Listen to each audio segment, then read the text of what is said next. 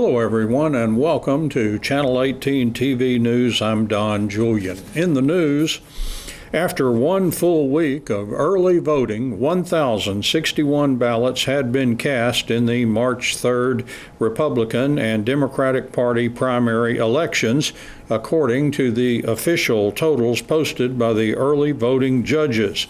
Of those, 924 had been cast in the Republican primary and 137 in the Democratic primary as of 5:30 p.m. on Monday. Early voting will be continuing through Friday with extended voting hours for 2 of those days. All early voting in both primary elections in Hopkins County will be conducted in the Justice of the Peace No. 2 courtroom at the Hopkins County Annex at 128 Jefferson Street in Sulphur Springs. Voting will be continuing Tuesday and Thursday from 7 a.m. until 7 p.m.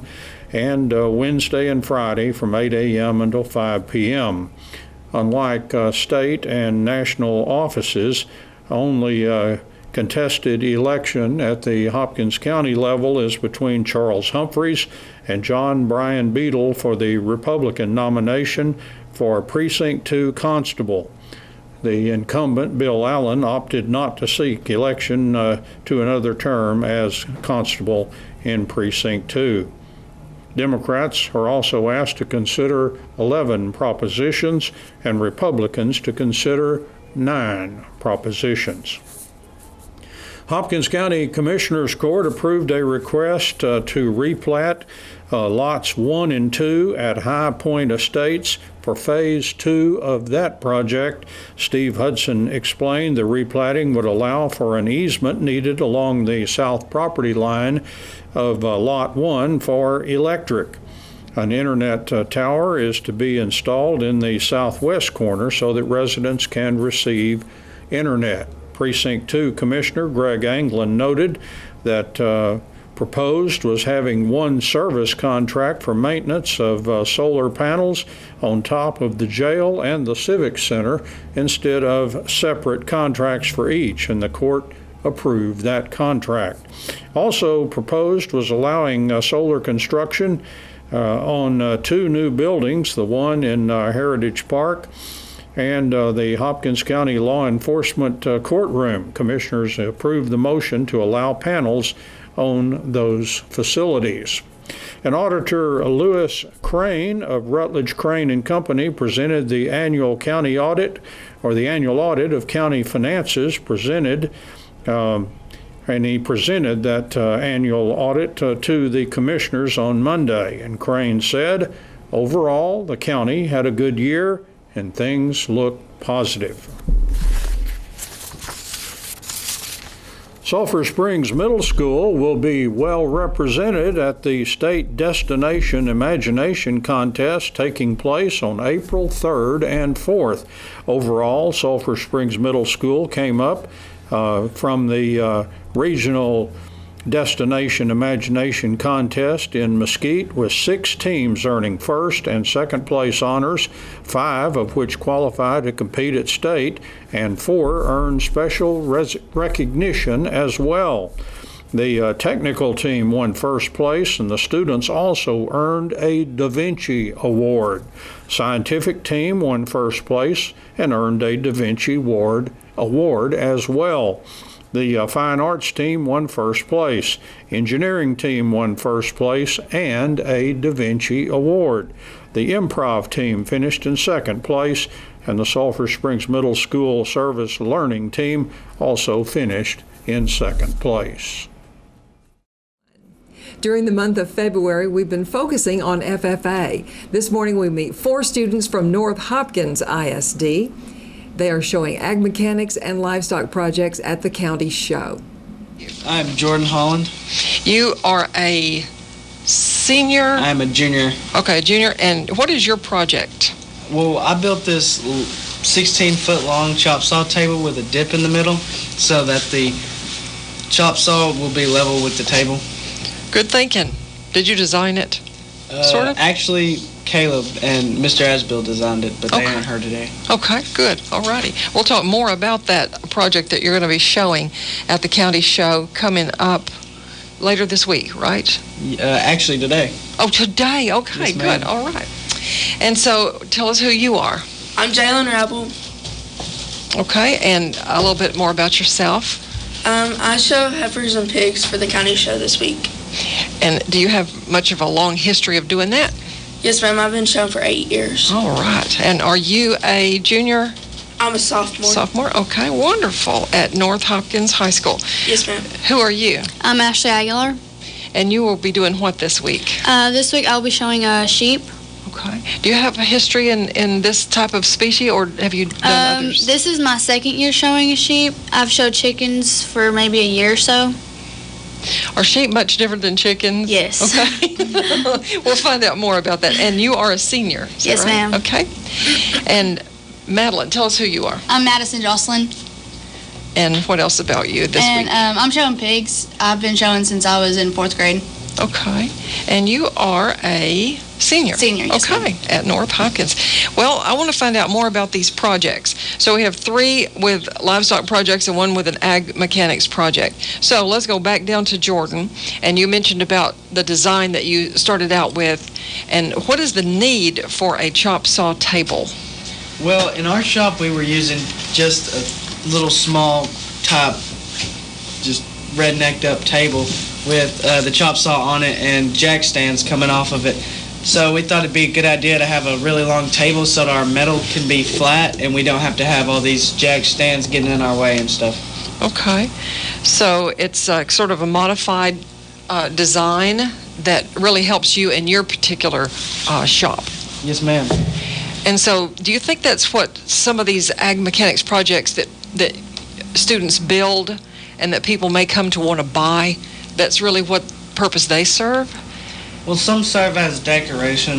Okay. Some serve as like maybe a dining room table. Okay. But ours is for our shop, so. Oh, you're going to keep it at your shop. ma'am. Okay. Well, that's very practical, it sounds like. When did you get into doing metal work in school? Well, I wanted to do it freshman year, but I couldn't because I had to take the ag principles. Okay. So I really got into it last year when building gates and all that. So you like welding? Yes, ma'am. What else do you do in the shop besides weld? There's probably other things that you have to learn to do as well. Well, you have to learn how to grind, and you Okay. got to learn how to cut the metal to the certain angle you need it and the certain length you need it. You got to learn how to use a tape measure. So. Okay, so angles and measurements and all that has got to be pretty precise. Yes, ma'am. Okay, and have you made some projects that you have sold before? Yes, ma'am. Me and my buddy Rustin, who doesn't go to North Hopkins anymore, we built a gate with wood in the inside and then like a deer head in the middle. Sounds beautiful. So, okay. Well, we're going to wish you very good luck in your show today. And does it start at 9 or? It starts at 4 this afternoon. Oh, in the afternoon. Okay. You got to get set up. You got to have time to get set ma'am. up. Okay. Thank you, Jordan, very much. And we're going to move to Jalen. So tell us about what it takes. You've got 2 species you're showing, so that's an extra lot of work for you. Yes, ma'am. What kind of extra time do you have to spend on this? I try to spend at least an hour and a half every afternoon brushing, weighing pigs, and trying to get them ready, walking. And then my heifer just had a calf, so I have a cow-calf pair, so I'm learning for this calf to walk, so halter breaking. So it takes a lot of extra time out of my daily schedule to halter break and brush pigs and stuff. So there's grooming, walking, which is exercise, of course, feeding. Yes, ma'am. And do you just spend time bonding, or does that just happen? Sometimes I do. If I get bored, then I'll go out there, but I go out there every afternoon, so sometimes you get attached. Okay, sure you get attached. Well, but what I think is good is when the student is impressed upon when we go to the Hopkins County Junior Market Livestock Show. That's what these animals' futures really are. Yes, ma'am. And you're really playing a part in that whole chain of producing food for our country. Yes, ma'am. Well, we'll come back and talk about your pigs and heifers. Let's go to Ashley Aguilar. And Ashley, don't I recognize you from something else? Yes, ma'am. Who are you? I'm the Hopkins County Fall Festival cover girl. Okay, I thought that. I thought maybe Dairy Festival. So, and you're a senior, and besides showing sheep, which we want to talk about your sheep, what about your future plans as a senior? After I graduate, I plan to go to community college and major in educational teaching, special educational teaching. Okay, special. So that has an interest to you? Yes, ma'am. Okay. And how did you come to have that interest in special ed? I have some family members who have disabilities and stuff like that, and it's heartbreaking to see kids like that who don't really have the opportunity to go through a special education teaching program and stuff. So I want to be able to give them that opportunity. Okay. Sounds like a very good plan. Well, let's talk about your sheep. And you just have the one that you're entering. Yes, ma'am. And what is its name? I actually have not named him yet. Okay, then. Well, that's sometimes smart. So you transition from chickens to sheep, and so what's a day like taking care of your sheep? It just consists of feeding, and when you first get him, it's breaking him in with the halter and just walking him and bracing him. So bracing means his stance, yes, his ma'am. position, and he has to just memorize that and just know to do it. It's just body or muscle memory. Okay. And the more you work with them, the more they get used to it. Do you think this is true of other species like horses or others that go to shows, that they just are trained to get in this position? Yes. Okay. And so, how do you think being an FFA and showing livestock will help you with your future career or with life? I feel like responsibility is a big one, especially once you get out of high school. You're having to face reality. So all the things that you have learned through FFA and like raising livestock, it's going to show you what to expect later on. I would ask your teacher if she agrees with me. A lot of times as we grow older, we see that the judgments and things we learn from animals and their personalities can help us sometimes be a judge of character of people. You look back and you find, oh, I've seen that attitude before, or I've seen that a disposition before. I think that's very interesting. Madison, let's talk to you. Tell us about raising pigs since 4th grade. My high school years I've shown pigs, but I started off with chickens for a few years, and then I switched to steers, and I had I think 4 steer projects, and then my high school years I've been showing pigs. Okay.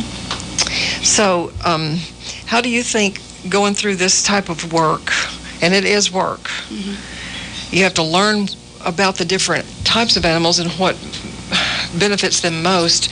How do you think that may benefit you in future life? I think you just learn what works and how to succeed and what things to do right and. Yeah. Okay. And personal discipline, you think, enters into that? Yes, ma'am. Because they're not going to feed themselves. No. Okay. All right.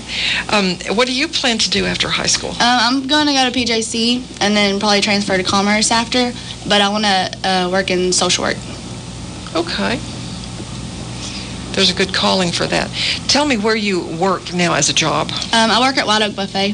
White Oak Buffet. I love to go there.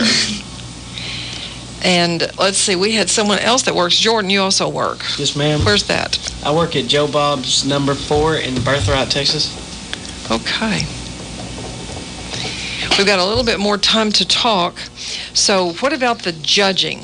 In your past years of and I don't know anything about ag mechanics judging, but about the livestock, what have you learned about how to make your animal its most presentable?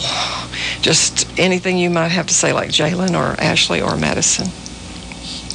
I would say you just got to make eye contact and making, driving your pig a certain way toward the judge and stuff is really important, to look at the muscle groups and just what they're looking for. Okay. What about sheep?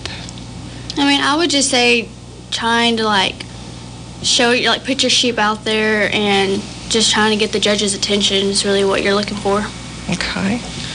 I think learning the feeds, because different feeds you put different gut on pigs. Some feeds might not put guts, and then you have supplements, so different supplements will help the pig or any other animal put whatever you need on it. There's supplements from losing weight to gaining weight, muscle. So I think that's a big role. So you sort of take an extra step besides feeding, let's say medicated feed that is recommended by the program that you're in, to kind of research that out a little bit more? Yes, ma'am. To find some more things that might help this particular animal? Yes, ma'am. Okay, that's very good. What about the judging process in ag mechanics? I'm not completely sure everything that they judge, but I'm pretty sure they judge the welds and the structure of the project. And if the project itself doesn't look like it's level, or if you can push on one side and the other side comes up and it's all wobbly and all that, then that's not a good score. But that's pretty much it, really. Okay.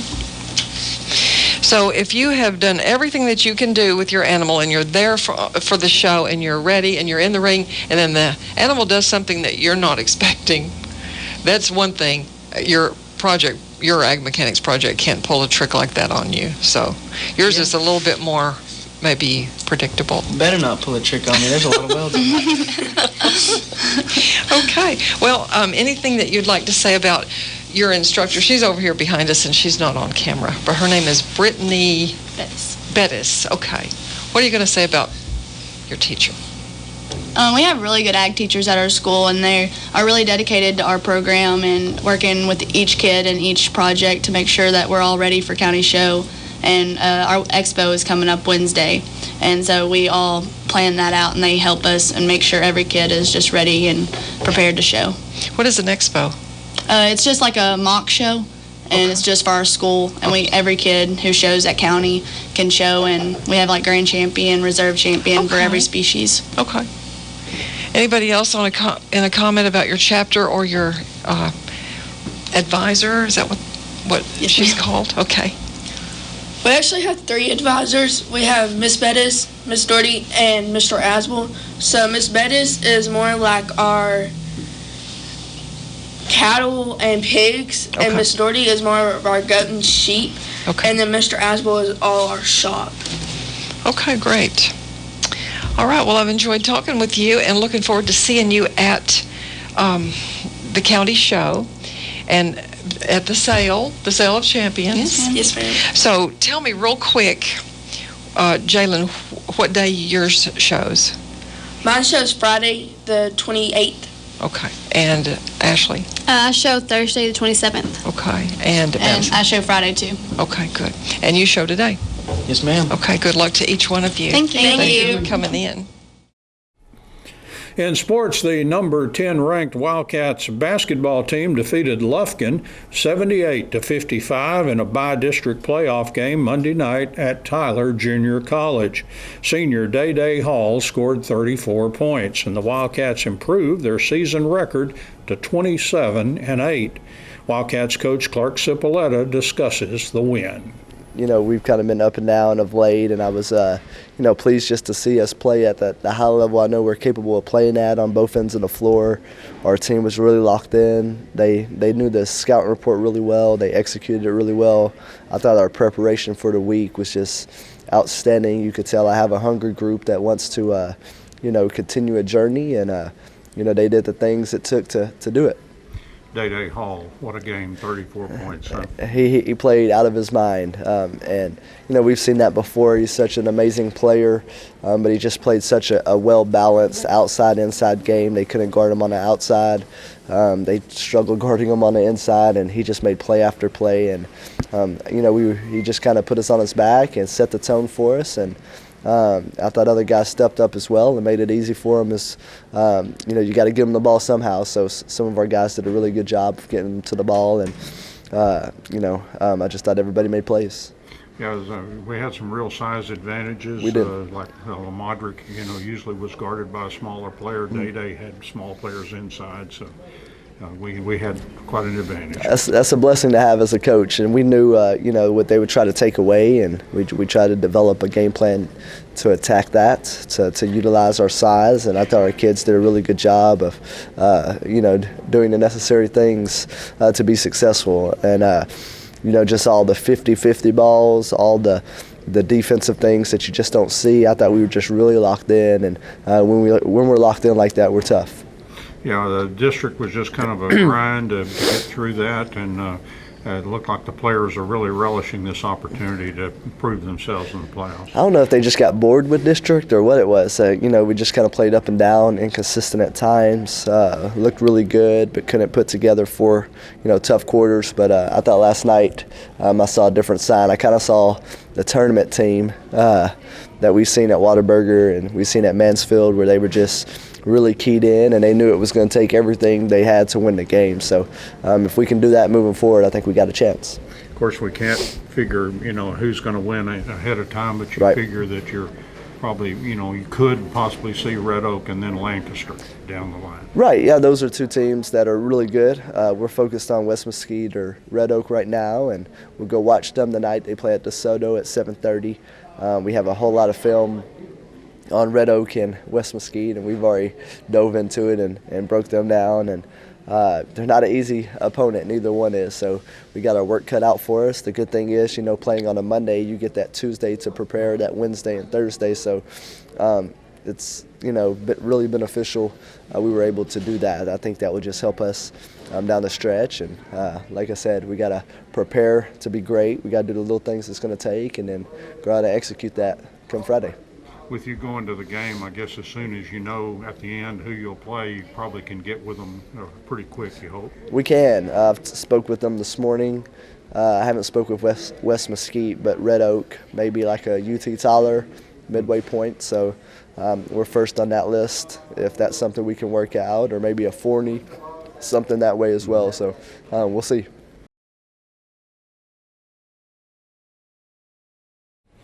Four-year varsity tennis player for the Wildcats, Jonah Kirkpatrick, signed a letter of intent Tuesday morning to play college tennis at East Texas Baptist University in Marshall.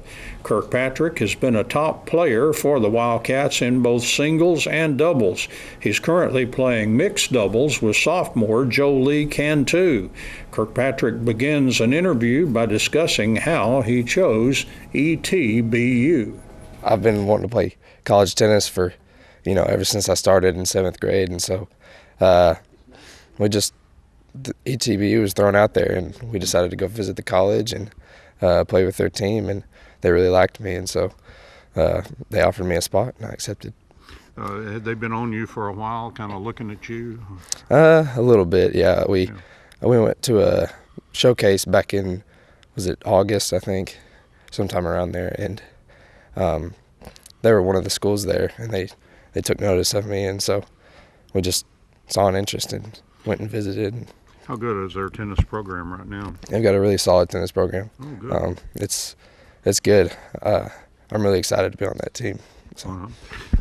You've played singles, you've played doubles, or are they kind of have a role for you yet, or are they just going to wait and see? I think for spring it'll be both singles and doubles, and in the fall it'll probably be just doubles. What about you? Which one do you like? I think I'm more of a doubles guy.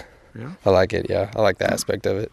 Now, of course, your doubles team right now just outrageously good. Mixed doubles team that I think you just won a tournament on Friday. So, yes, sir. With Jolie, a young player, but yes. You guys have got it together. Yeah, she's really solid.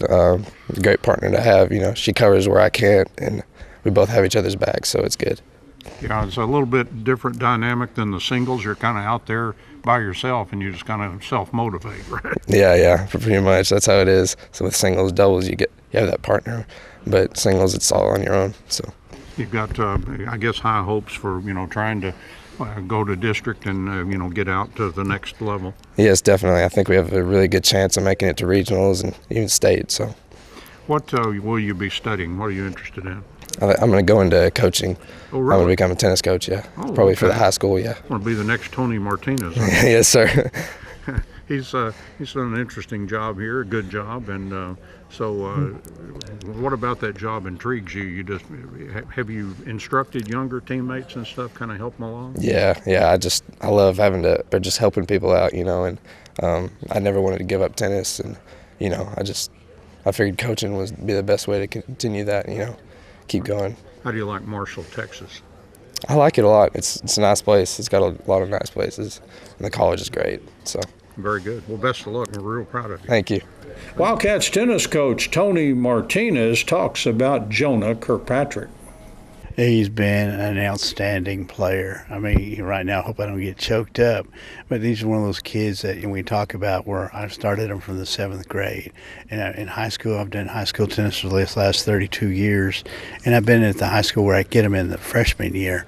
And since I moved here to Sulphur Springs, since being the middle school coach, you start with these kids in the 7th grade, program, and you watch them grow. And so, like I said, this is going to really be tough when this kid leaves us, because he's been not just the captain of the team, but he's been the program here, to get more kids to play tennis. He's been that guy, where you get better and better is because of him. He goes out the extra miles. He'll work with young kids. He'll work with our JV. He'll work with our middle school kids, and so, like I said, it's going to be hard to replace a Jonah Kirkpatrick. But we do have some coming up, and like I said, he's been a good mentor, and he's been someone they want to, follow, and that's a good thing that he has, got set that, in the mindset of these young players that we got coming up in the JV and the middle school, So, but I do, he's going to do well at East Texas Baptist. He's going to be playing for a good friend of mine, and he's looking forward to it, and he's excited. So we're happy for him.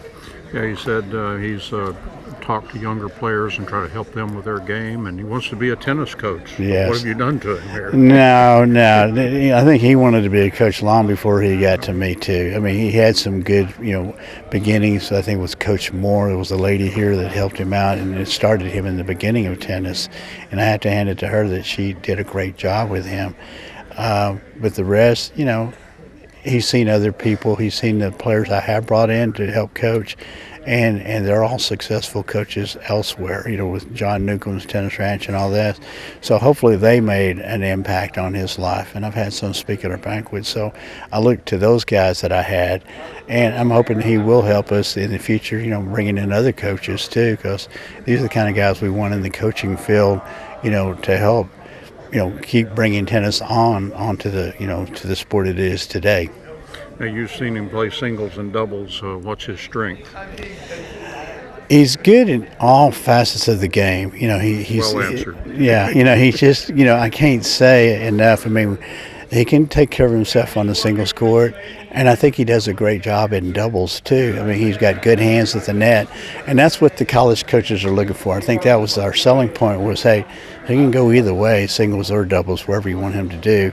And he's not going to be just a guy who can go in there and do singles. You have some kids, that's all they can do are singles. And you got some kids can just do doubles. But when you can do both, that's what a college coach is looking for. So he's going to do well in college. He'll do well. Thank you. That's Channel 18 TV News. I'm Don Julian. Thank you for joining me, and so long, everybody.